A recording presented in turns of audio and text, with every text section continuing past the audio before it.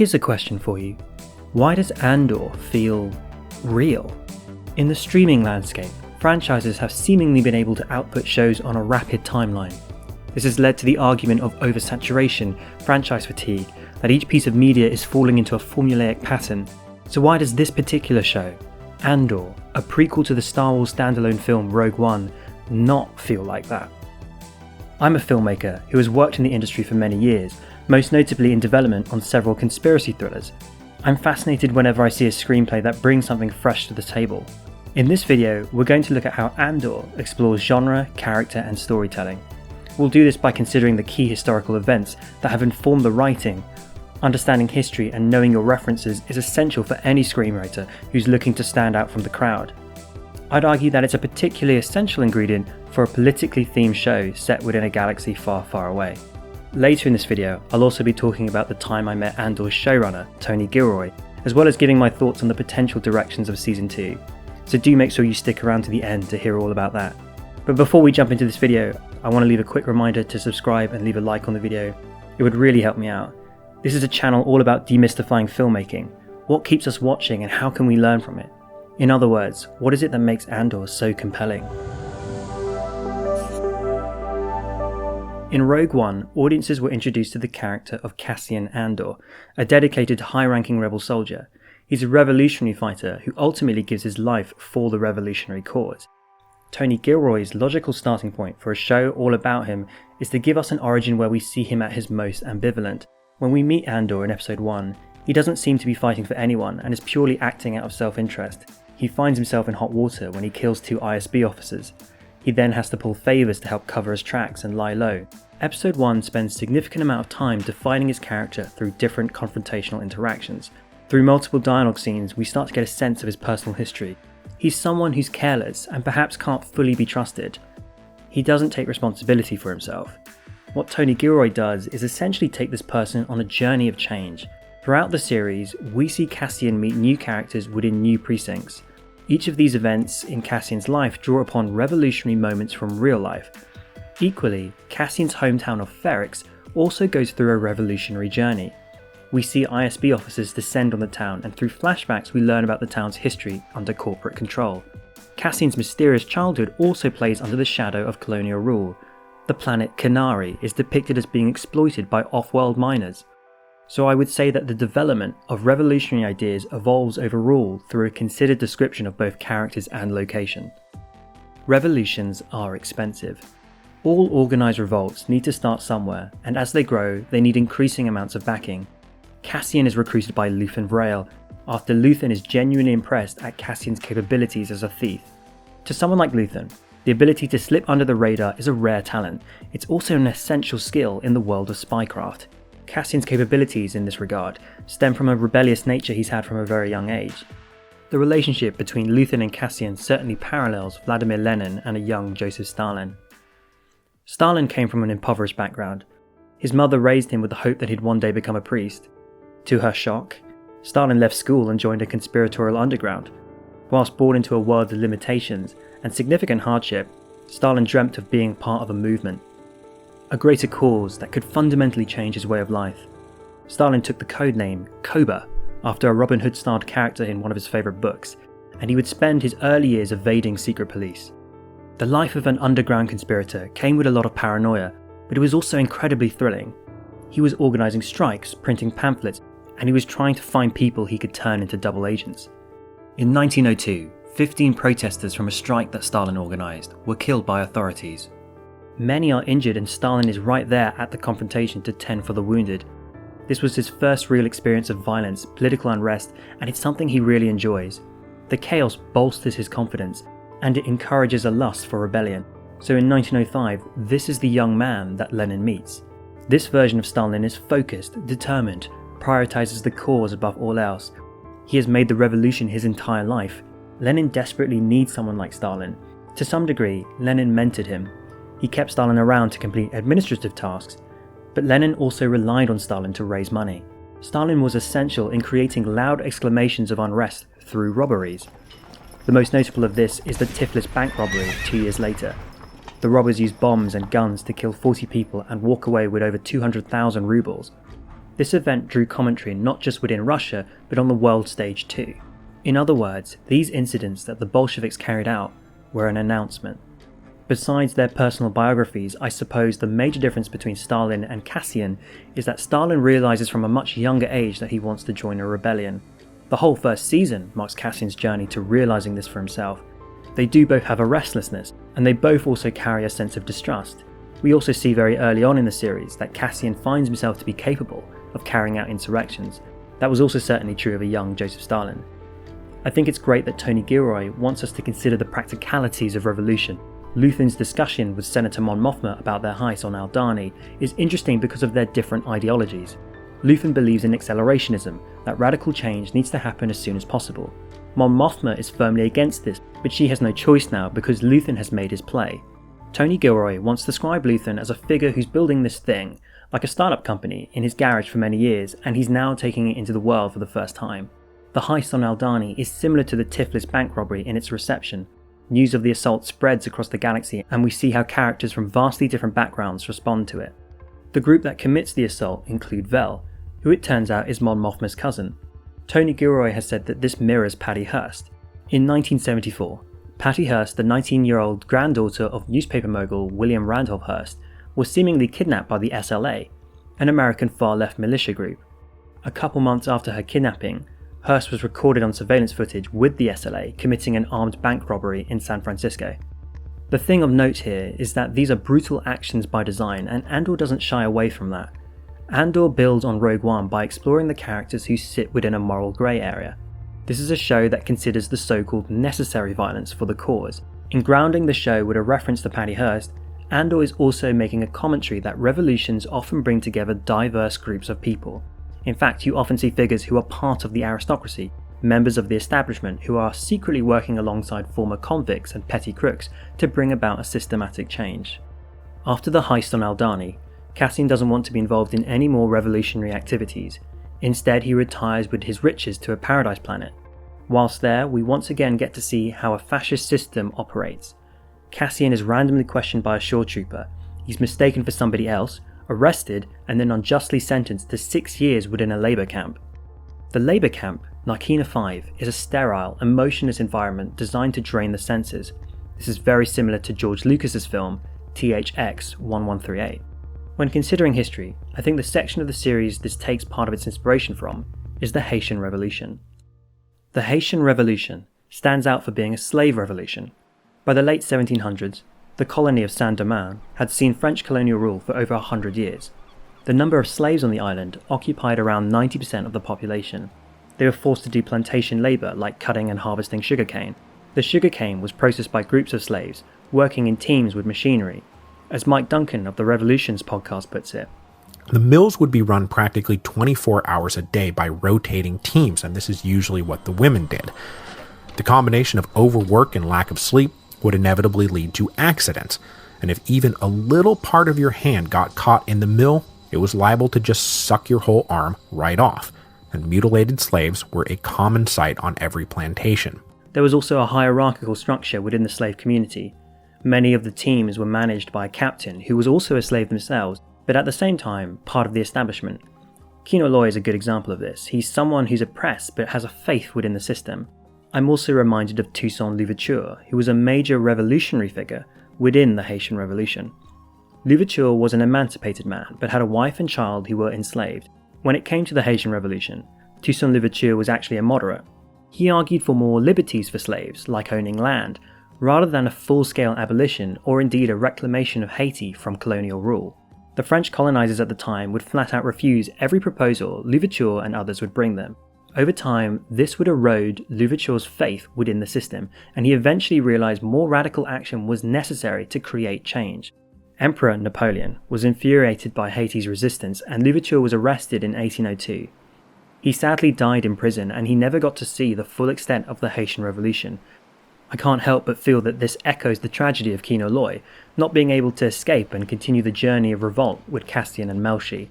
When those characters look back on the Kino 5, it's Kino Loy who will be remembered as their Spartacus, the man who rallied the slaves to overthrow oppression, much like Louverture.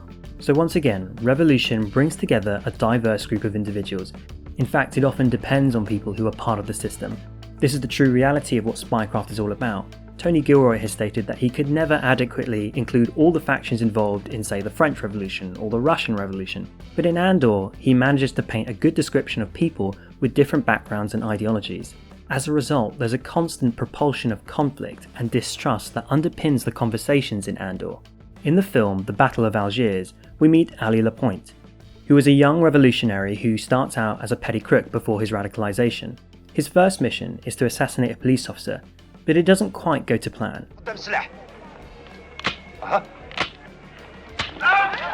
You then learn that this setup was actually a test to see Ali's loyalty, and it wasn't actually about assassinating anyone.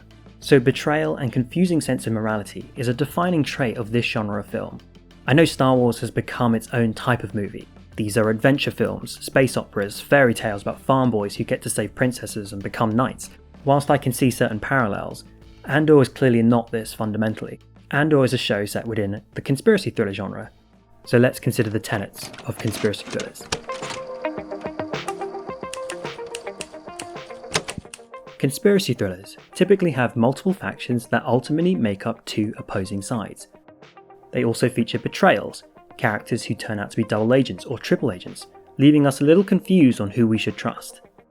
I also think the best conspiracy thrillers centre on a protagonist whose journey is emotional. For example, take the 1963 adaptation of John le Carré's The Spy Who Came In From the Cold. The film follows Alec Leamas, a British spy who's pretending to defect in order to get inside the Soviet intelligence circle.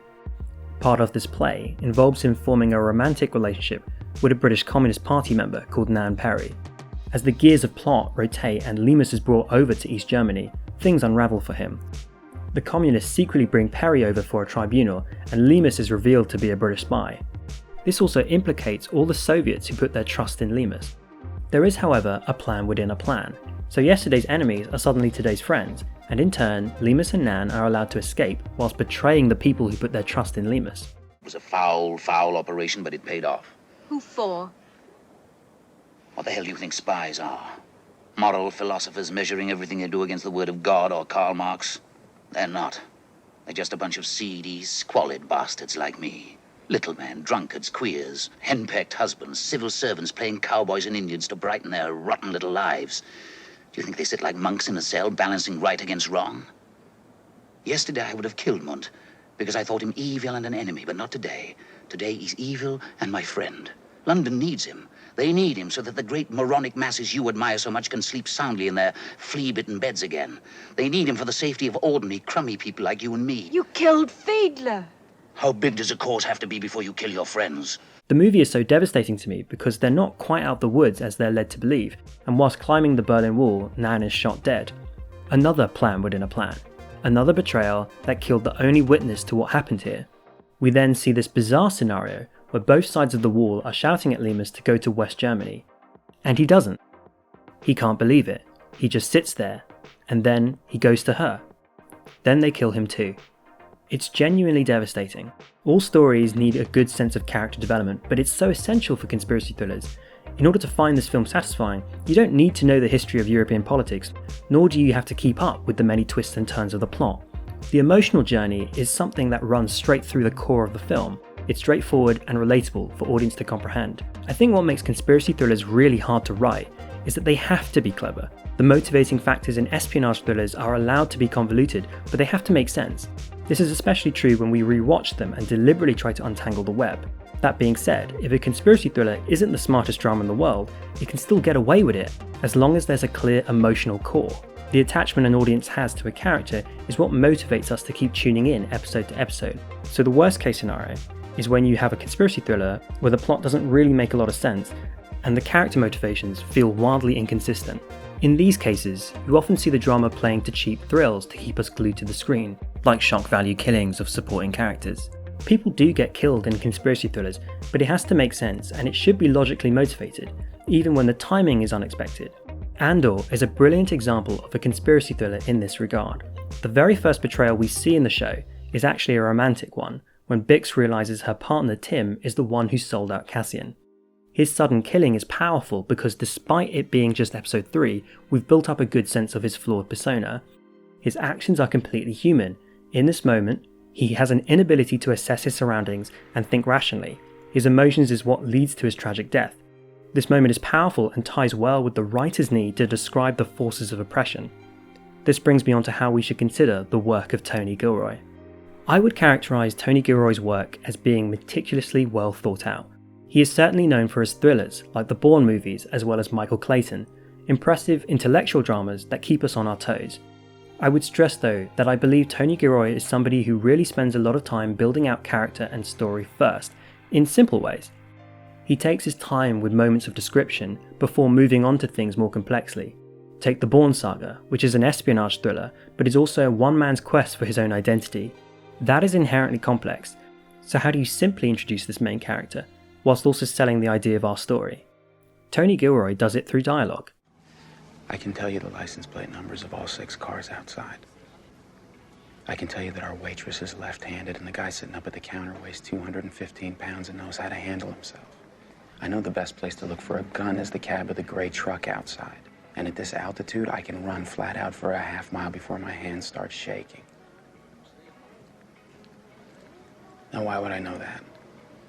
So this is very clever because it's using the character's anxiety to motivate description about his skill set. The audience is now informed as well as intrigued onto the ongoing mysteries that drive the film. Gilroy has described scenes like this as his talisman scenes, the key moments that are his thesis statement for your movie, but also describe character. Personally, I love how emotive it is. For Michael Clayton, the talisman scene is right at the beginning, when Michael refuses the idea that a client should submit a plea of innocence. I can get a lawyer anytime I want to. I don't need you for that. We're not sitting here for 45 minutes waiting for a goddamn referral. I don't know what Walter promised you, but I can A tell you miracle this. worker. That's Walter on the phone 20 minutes ago. Direct quote, okay? Hang tight. I'm sending you a miracle worker. Oh, he misspoke. About what? About the fact that you're the firm's fixer? Or that you're any good at it? Elliot. The guy was running in the street! You take that, you add the fog, you add the lamps, you add the angle. What the f*** is he doing running in the middle of the street at midnight, huh? You answer me that! And now, without me telling you much, we know who Michael Clayton is. He's a fixer in a law firm. In fact, he's apparently a miracle worker. He takes on cases that nobody else wants, and he wins. That's interesting, as well as morally complex. Again, we're introduced in an emotive way. Gilroy is certainly known for these verbose scenes. That's something that carries over into Andor. Over the years though, I'd say he's someone who's gained a deeper understanding for the medium of film, and he knows when not to say anything at all. Okay, so the truth about Andor's screenwriting development is there are 3 major components going on. There's an understanding of history. Gilroy knows his revolutions and he can pick and choose from them. He also knows specific references to form models for characters. When I worked in development, we'd often see writers who'd spent ages researching history, but they'd get lost amongst it all and not really know how to translate that into storytelling. So Tony Gilroy has crucially not got lost in the weeds of research, and he's able to pinpoint even small details that are essential there for narrative storytelling. There's an understanding of genre. Gilroy knows the key elements that go into conspiracy thrillers. He also has a broad understanding of conspiracy thrillers throughout history. The third and most important thing that Gilroy has is an incredible imagination. His original ideation brings together collective personalities that make up Andor. He has put considered thought into the mythology, the world, the character's drive, and the locations. The production design in particular is incredibly well thought out. I love how in episode 1, Luthen takes a glance out a bus window and we see Therix. In one image, we see multiple areas of interest that will later be revisited in future episodes. All of that detail has to be carefully thought through ahead of time. So, with these 3 components, let's see how we can use them all simultaneously by examining one brilliant sequence. Let's take a look at Rick's Road. As mentioned at the start of this video, this series doesn't just show Cassian's journey, but it also shows the journey of the people of Therix, all of them becoming revolutionaries in their own right. Therix is a town that clearly is based on Petrograd during the Russian Revolution. I also can't help but think of Gdansk in Poland, which also saw the beginnings of revolt. I visited Gdansk a few years ago. In both cases, factory workers held strikes against authority. These places were fertile soil for an organised rebellion to grow into a national movement. A lot of Therix's winding corridors and hidden passages remind me once again of the Battle of Algiers, which is such a definitive film for anyone wanting to understand revolution. There are numerous parallels between this film and Andor. These include how acts of insurrection lead to a nationalised response, and in both cases we get to see a banality of evil, the working life of a fascist force trying to understand the underground rebellion network. Tony Gilroy is also bringing a new, well-developed sense of mythology to Star Wars with the Daughters of Ferrix. This is a social club in which Martha is a former president. They uphold a tradition where one's ashes is turned into a brick. This is considered an honour and turns one's death into the building block of a new society. Additionally, the dead are given the chance to record their own eulogy. This will become an essential narrative tool for how the scene plays out. But first, let's take a look at the pieces at play on the chessboard. We have Dedra and the ISB officers, who have descended with force on Ferrix. They're here to capture Cassian Andor, who they believe may show up to his mother's funeral. They want to take him in alive so they can question him about Axis. Cyril and Linus are also here in the hopes of finding Andor first. Cassian ultimately ruined their lives, so capturing him would be both revenge and a chance to gain favour within the ISB. Then we have Luthen and his network of spies. They're here on a mission to find and kill Cassian Andor before he gets captured and potentially give away information to do with Luthen. I said earlier how Luthen and Cassian's relationship echoes Lenin and Stalin's. That is absolutely true, but at the same time, Luthen is a true John le Carré figure. He is a man who hides in the shadows whilst pulling the strings. He also makes morally grey choices like allowing the death of his allies if it means furthering a collective progress. Then we have the people of Ferrix. This is a tight-knit community where everyone knows everyone. They are all out to show their support for their beloved Marva, but also a simmering anger is brewing amongst them. In the days prior to Marva's funeral, the ISB have been tightening their crackdown on anyone with information about the underground rebellion. People have been captured, interrogated, tortured, and even killed. That's left an open wound across the community, and they're raring to show a united resistance. But perhaps not everyone can be trusted. The episode opens with Wilman, a grieving boy, building a bomb whilst looking at a hologram of his late father.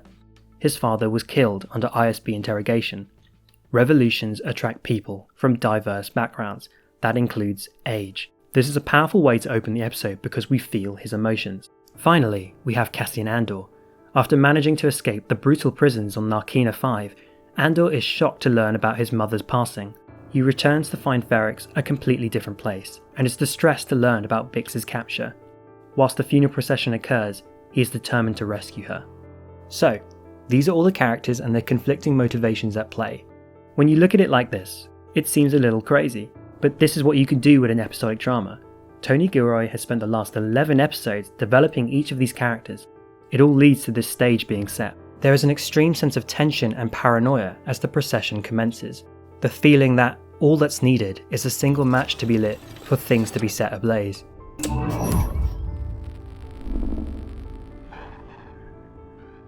Once again, we're seeing Tony Gilroy's capability in writing profound monologues. Speeches like this that rouse a crowd to rebellion is something you'll find throughout history.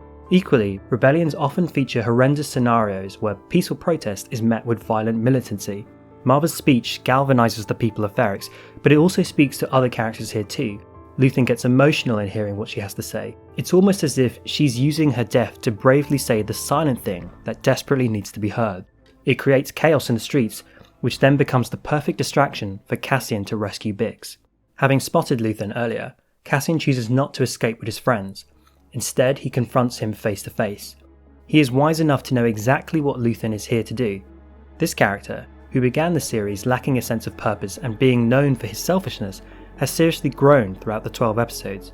We've seen him push through various examples of how fascist states operate, and he has met numerous characters daring to fight. He's haunted by the ghostly words of deceased characters like Nemik or Marva, but equally he's haunted by the people he leaves behind. He's punished for his ambivalence, and he's realised how he can be useful. He has proven himself to be essential on several key moments throughout the series, and he's been able to inspire others. Emotionally, he never got to tell Marva he was involved with the heist on Aldhani, but he knows how moving she found that news, so much so that she wanted to stay on Ferrix and fight at her dying age. The part of Marva's speech that really strikes a chord is when she talks about how oppressive states creep up on us. It's been there for a very long time, quietly sitting in the background. They ignored it and it creeped closer and closer. So when you feel the fingers of fascism slowly curling around you, at some point you have to ask the question, what are you going to do about it? Okay, so where do we go from here? Going back to Tony Gilroy's original analogy of a rebellion being a startup company made in Luthen's garage. Well, they've made their public announcement, so now they've got to go big. So season 2 should be about these revolutionary forces scaling up and industrializing. It's easy to get a sense of the gap in story here when you look at both season 1 and the movie Rogue One. The rebellion has to militarize and expand to the point where they get to Yavin 4. I would say we should expect to see more heists and acts of insurrection that are perhaps more sophisticated in their organisation. The character that I'm most interested in is Luthen. I'm intrigued to know what happens to him. When I think about conspiracy thrillers, characters like him, the ones that are ruined spies, don't typically have long life expectancies. I think it's also put quite plainly in his monologue at the end of episode 10. There's a sense of dramatic irony about what he says. He'll know he'll never be celebrated or get a medal with Luke Skywalker and Han Solo. He's a figure who will disappear unnoticed, but at the same time, he's the guy, the man on the other side of Palpatine's chessboard. He's not featured in Rogue One, which is surprising because you'd think he'd be right by Mon Mothma's side. Season 2 is going to be an interesting one politically for Mon Mothma. She has to go from a well-respected senator to openly being a rebel leader. It does look like her daughter will marry that gangster's son, and secrets will come out. Her husband has been completely blind to her activities and has been used as an excuse for the family's banking movements. So that's going to be an interesting one to unravel. It's also great to see the reintroduction of Orson Krennic and his political involvement. It looks like he'll be sharing scenes with Mon Mothma, which surely will be filled with paranoia. Additionally, I'm excited to see Saw Gerrera again. When I first saw this character in Rogue One, I wasn't too sure what to make of him. Now, I really enjoy his scenes. Greg Iwaninsky of the On Writing podcast suggested that Saw could be based on John Brown. He was a radical abolitionist during the American Civil War. Saw represents an interesting side of the Rebel Alliance that feels a million miles away from Senator Mon Mothma. In season 1 of Andor, he is very distrusting of Luthen, but they come to an understanding. Saw's distrust with his supposed allies only increases dramatically by the time of Rogue One, where we see him using Paul Gullet to interrogate messengers. It's going to be interesting to see if his journey involves betrayal. The truth is, on paper, there's so much more material they could explore. Revolutionary history is vast, and I can see multiple things they could pull from. We're only getting 12 episodes, and after 3 episode intervals, they'll time jump by a year, so we're seeing the impact of time on these revolutionaries. I think it would be great to see these characters once again in a series set after Return of the Jedi. This is because when you look at history, the establishment of a new government just after a revolution doesn't always go smoothly. For example, the French Revolution saw Robespierre hell-bent on guillotine as many people as he could. These rebels are morally very different, and I'm sure we'll see them butt heads in season 2 at the very least. Regardless, it's sure to be a very dramatic season where not everybody's going to make it out alive. This is war in the truest sense. Okay, so now's the time for me to tell you the story of when I met Tony Gilroy. So as mentioned earlier, I work within the film and TV industry here in the UK. That being said, I didn't meet him through work, so take this as your step-by-step guide on how you too can meet your own Star Wars TV showrunner. So I was on my way to meet an editor in Soho, which, by the way, is where most film people in the UK hang out, and I was listening to a podcast. What podcast, you might ask? I was listening to Tony Gilroy's appearance on Mark Maron's WTF podcast. Yes, that's right. I was listening to Tony Gilroy, and then I just noticed him in front of me. So I then had the surreal experience of saying, excuse me, but I'm currently listening to you. He was very amused to hear this, and I think as a seasoned screenwriter was sort of excited to be recognised. I told him that I'm a writer myself and he's somebody I consider a hero. He then said to me, well, I'd offer you some advice, but you probably know everything I'm going to say. I agreed with this. Then something broke in my brain. I felt this insane pressure to say the right thing because I was like, this is the time I get to meet this man, this great writer. I have to get it right. So what then happened was, I became genuinely speechless, which Tony Gilroy found very amusing. I, on the other hand, found it to be painfully embarrassing to meet somebody who's famous for being so verbose, and there I was struggling to say the right thing. That being said, I did say I was excited to see season 2 of Andor, and I loved all the ideas of revolutions that he presents. That might have just been enough for him to get it. He shook my hand and he wished me all the best on my journey. That meant the world to me. Tony Gilroy, if you or anyone on your team happens to be watching this, please do get in touch. I would love to properly chat to you. Maybe pick your brain about your career and season 2 of Andor, and I promise I'll be more prepped this time. But for now though, what do you think? Leave a comment below and tell me your thoughts about this series. I read all the comments and I try to respond to as many as I can. So let's continue this conversation. I made a lot of specific comparisons to history, but the brilliance of Andor is that it feels relevant to any revolution. So I'm particularly interested to hear if you feel there's a connection that I've missed. As mentioned up top, please consider subscribing and leaving a like on the video if you're interested in supporting this channel. Additionally, I've just started a Patreon, which is going to be a really cool way for cultivating a community of film fans. It also gives me the chance to speak more candidly about the film industry, whilst gaining the support I need to continue to make content on YouTube. So if that interests you, please do check it out. Otherwise, thank you so much for watching this video, and I'll see you next time.